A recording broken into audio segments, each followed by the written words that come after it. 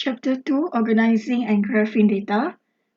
This chapter explains how to organize and display data using tables and graphs.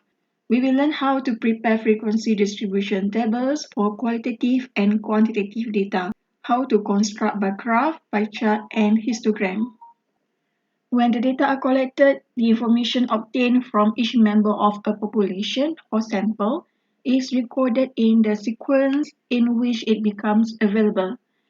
This sequence of data recording is random and unranked. Such data, before they are grouped and ranked, are called the raw data. Suppose we collected information on the ages in years of 50 students selected from a university. The data values, in the order they are collected, are recorded in Table 2.1 here. For instance, the first student's age is 21. The second student's age is 19, and so forth. These tables are the quantitative raw data. Now, suppose we ask the same 50 students about their student status. The responses of the students are recorded here in Table 2.2. In this table, F, SO, J, and SE are the abbreviations for freshman, sophomore, junior, and senior, respectively. This is an example of qualitative, or we call as categorical, raw data.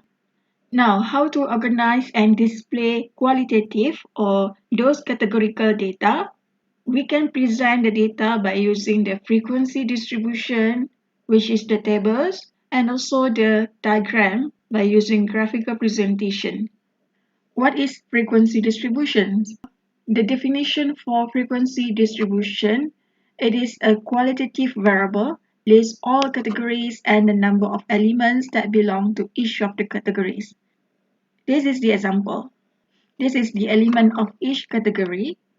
For this example, a sample of 100 students enrolled at a university were asked what they intended to do after graduation. 44 students said they wanted to work for private companies or businesses, while 16 said they wanted to work for a federal government. 23 wanted to work for state or local government, and the remaining is 17 intended to start their own businesses. The variable is the type of employment, which is the qualitative variable, and this is the categories representing the type of employment, which is listed in the first column here. A frequency distribution exhibits how the frequencies are distributed over various categories. So this table, table 2.3, is called a frequency distribution table or simply a frequency table. Another example, a sample of 30 employees from large companies was selected, and these employees were asked how stressful their jobs were. The responses of these employees are recorded below, where very represents very stressful, somewhat means somewhat stressful, and none stands for not stressful at all. So by using this data, construct a frequency distribution table. So the frequency distribution table for stress on job looks like this one. Note that the variable in this example is how stressful the job is, which is stress on job. This variable is classified into three categories: very stressful, somewhat stressful, and not stressful at all, which is none. So we record these categories in the first column. Then we rate each employee's responses from the given data and mark a tally. For example, the first employee's response is that his or her job is somewhat stressful. So here, in the second row here, somewhat, we mark as 1. But note that the tallies are marked in blocks of 5 for counting convenience. Finally, we record the total of the tallies for each category in the third column of the table. This column is called the column of frequencies and is usually denoted by F. The sum of the entries in the frequency column give the sample size or total frequencies, which is 30. The relative frequencies of a category is obtained by dividing the frequency of that category by the sum of the frequencies. Thus, the relative frequency shows what fractional part or proportion of the total frequency belongs to the corresponding category. So a relative frequency distribution lists the relative frequencies for all categories. The percentage for a category is obtained by multiplying the relative frequency of that category by 100. Based on this table, we can state that 0.333 or 33.3% of the employees said that their jobs are very stressful. By adding the percentages for the first and second categories, we can state that 80% of the employees say that their jobs are very or somewhat stressful. Please note that the sum of the relative frequency is always 1 and the summation of the percentage is always 100. Just now we did a table presentation. Now is the graphical presentation for the qualitative data or the categorical data. The graphic display can reveal at a glance the main characteristic of a dataset. This is the bar graph. Another example is the pie chart, which are the two types of graph that are commonly used to display qualitative data. To construct a bar graph, which is also known as a bar chart here, we mark the various categories on the horizontal axis. All categories are represented by intervals of the same width. Then we mark the frequencies on the vertical axis. This is X categories and this is Y frequency of each categories. On the other hand, a pie chart is more commonly used to display percentages, although it can be used to display frequencies or relative frequencies. The whole pie or the whole circle represents the total sample or population. Then we divide the pie into different portions that represent the different categories. So the definition of the pie chart is a circle divided into portions that represent the relative frequencies or percentages of a population or a sample belonging to different categories. It is called a pie chart. As we know, a circle contains 360 degrees. So to construct a pie chart, we multiply 360 by the relative frequency of each category to obtain the degree measure or size of the angle for the corresponding category. For example, here we have three categories just now, and this is the relative frequency, for example 0.333. Now we calculate the angle size of the pie chart by multiplying with 360. So very stressful category, the angle size for the pie chart is 119.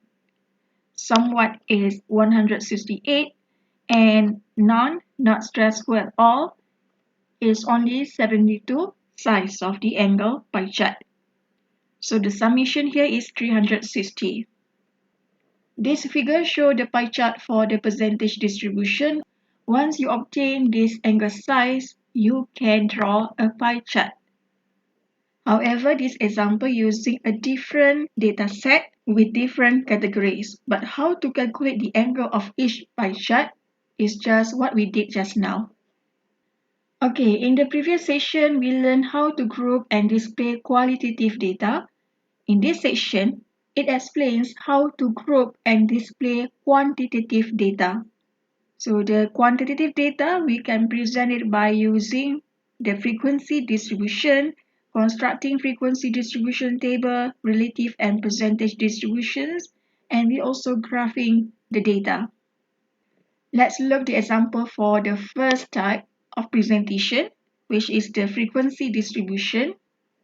Example, a weekly earnings of 100 employees of a company.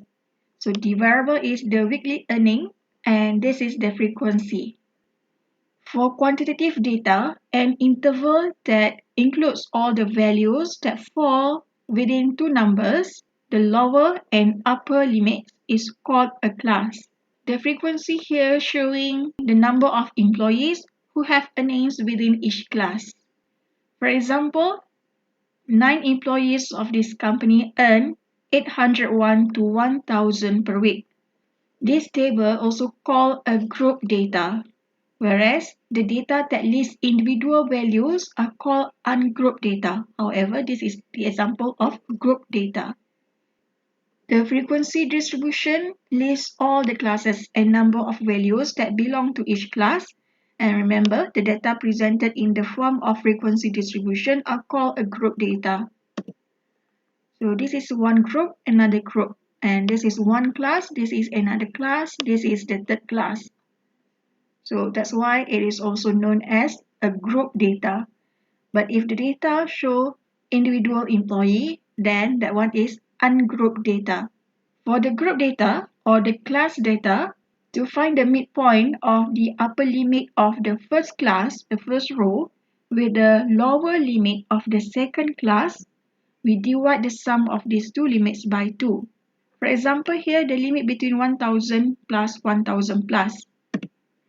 Or here, 1000 with 1001.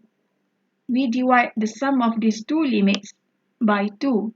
So this midpoint is 1000.5. It is also called the upper boundary of the first class and the lower boundary of the second class. By using this technique, we can convert the class limits of the previous table to class boundaries, which are also called a real class limit. This is the example of the class boundaries or the real class limit. Okay, so we convert the class limit here to the real class limits or the class boundaries. The class width here, to calculate that, the formula is the upper boundary minus lower boundary. This value minus with this one, you get 200. Note that in this table, when we write the classes using class boundaries, we write to less than to ensure that each value belongs to one and only one class. As we can see, the upper boundary of the preceding class here and the lower boundary of the succeeding class are the same. The class midpoint of mark, just the previous slide, it is calculated by using this formula, the lower limit plus upper limit divided by 2. So this is the lower limit plus the upper limit divided by 2, you get the average is here. To determine the class width when all classes are the same size, first find the difference between the largest and the smallest value. Then the approximate width of a class is obtained by dividing this difference by the number of desired classes. This is the formula to calculate the class width just now, where the approximate class width is the difference between the largest value minus the smallest value and divided by number of classes. Example 2.3. The following data give the total number of iPods sold by a mail order company on each of 30 days. By using this data, construct a frequency distribution table. First, we have to calculate approximate width of each class.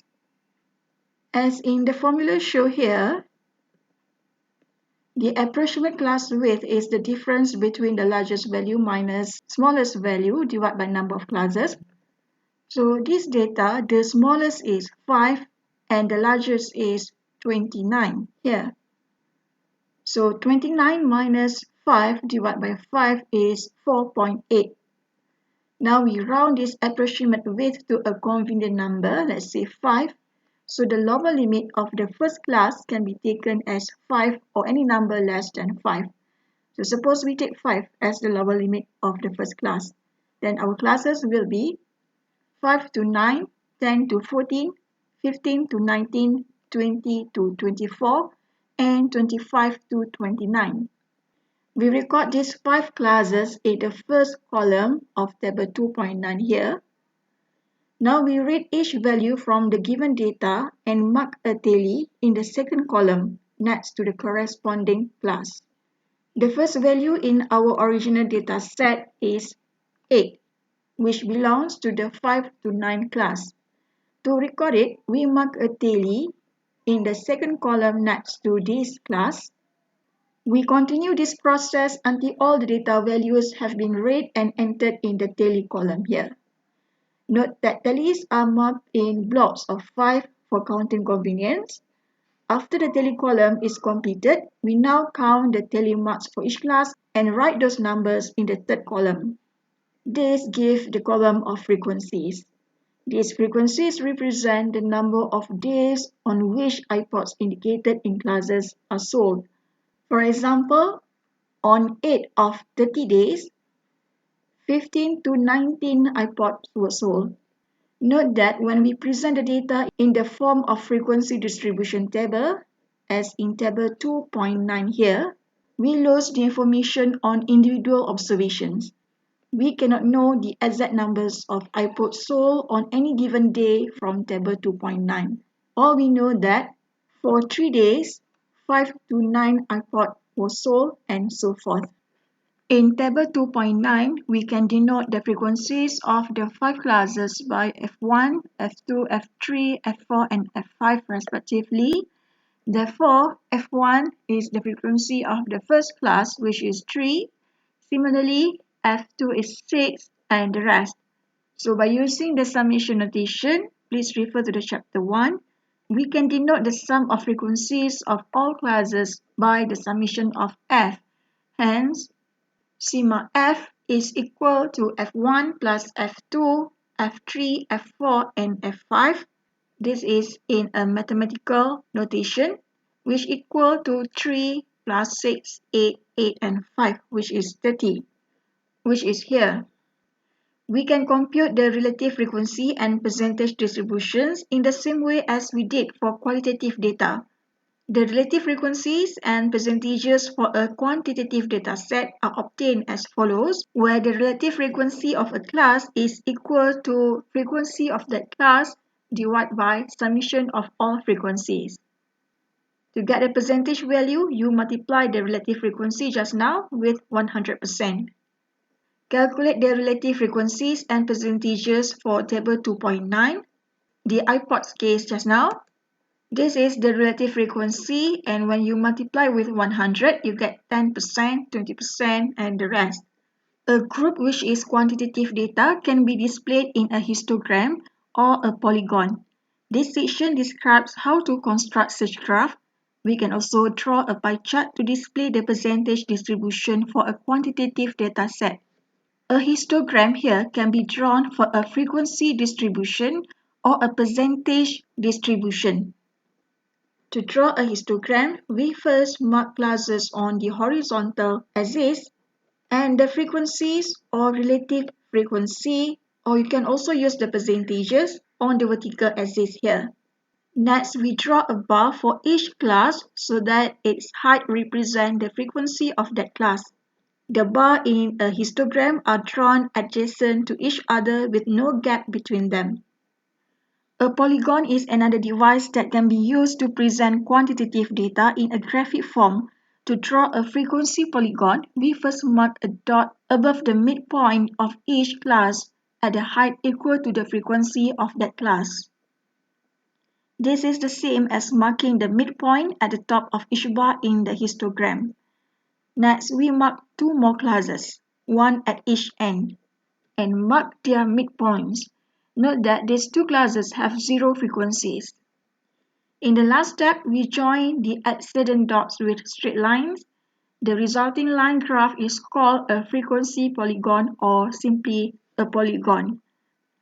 A polygon with relative frequencies marked on the vertical axis is called a relative frequency polygon. Similarly, a polygon with percentages marked on the vertical axis is called a percentage polygon. The next example is example 2.5. The percentage of population working in United States peaked in 2000 but dropped to the lowest level in 30 years in 2010. Table 2.11 here shows the percentage of the population working in each of the 50 states in 2010. These percentages exclude military personnel and self-employed persons. So this is the first column, followed by percentage, and these 2 columns are the continuation from the previous column. By using this data, construct a frequency distribution table, calculate the relative frequencies and percentages for all classes. The first thing is to calculate approximate width of a class. So we have to determine the maximum value and the minimum value. The minimum value in the dataset of table 2.11 is 36.7% and maximum value is 50.8. Suppose we decide to group this data using 6 classes of equal width. Then by using previous formula for approximate width of a class, we get 3.18. Let's say we round this into more convenient number, which is 3. We can take a lower limit of the first class equal to 36.7 or any number lower than 36.7. If we start the first class at 36, the classes will be written as 36 to less than 39, 39 to less than 42, and so on. So the percentage of population working, we have 7 classes here, 36 to less than 39 until 54 to less than 57. And this is the frequencies for each classes. You also can add another column here, which is a tally, before come up with the frequency. This is the relative frequency and this is the percentage. Another example, the example 2.6. The administration in a large city wanted to know the distribution of vehicles owned by households in that city. A sample of 40 randomly selected households from this city produced the following data on the number of vehicles owned. By using this data, construct a frequency distribution table using single-valued classes. Single-valued classes means you cannot put it in a class. This is example of a class. But since the number here showing only a few values, which is 1 to 5, so we can construct a table using single-valued classes, which is here. So the vehicles own 0, 1, 2, 3, 4, 5. Remember, since we have the value 1 to 5 only here.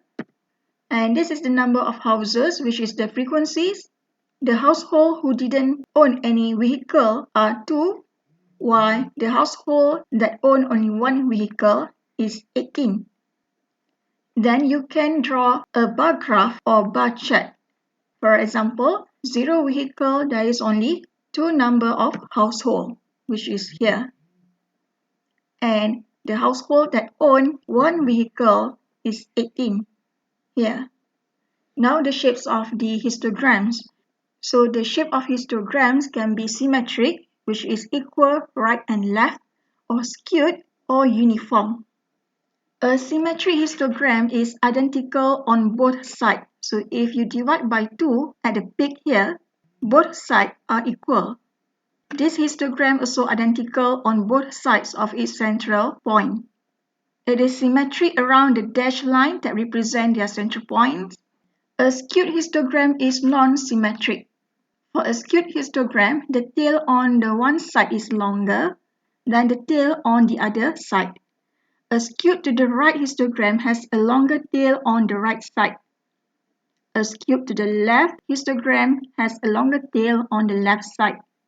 The right skewed, also known as positive skewed, and the left skewed refer to negative skewed. This is a histogram that's showing a uniform or rectangular histogram. It has the same frequency for each classes. If you look here, the figure 2.11a and 2.11b display symmetric frequency curve, while the figure for C and D show frequency curve skewed to the right and to the left respectively. Next topic is cumulative frequency distribution.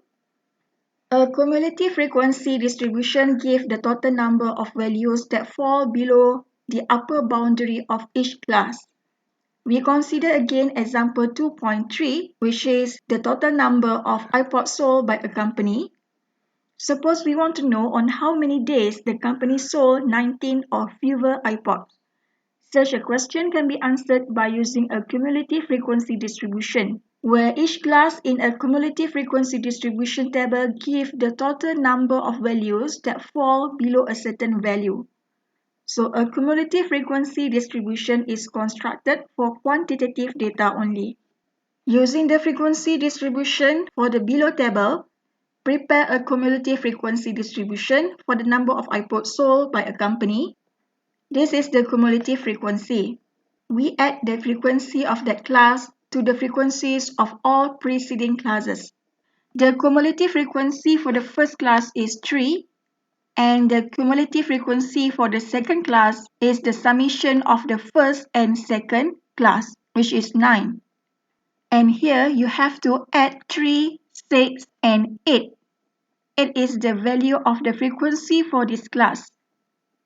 And then the cumulative frequency becomes 17. The next class, the frequency is 8. So to get cumulative frequency, you add the total 17, or here, with the frequency 8, then we'll get 25. For example, if we look here, the 19 or fewer iPods were sold on 17 days. To get cumulative relative frequency, it is obtained by dividing the cumulative frequencies by the total number of observations in the dataset. While to get the percentage, you multiply the answer here with 100. For example, this is the cumulative frequency, 3, 9, 17, 25, and 30. The cumulative relative frequency, you divide the cumulative frequency with the total observation, 3, 9, 17, 25 divided by 30. Then the answer for cumulative relative frequency, you multiply with 100 to get the cumulative percentage. When we draw a diagram for cumulative frequency, here 3, 9, 17, 25, it will create an ogive. An ogive is a curve drawn for the cumulative frequency distribution by joining with the straight lines the dots marked above the upper boundaries of classes at heights equal to the cumulative frequencies of respective classes.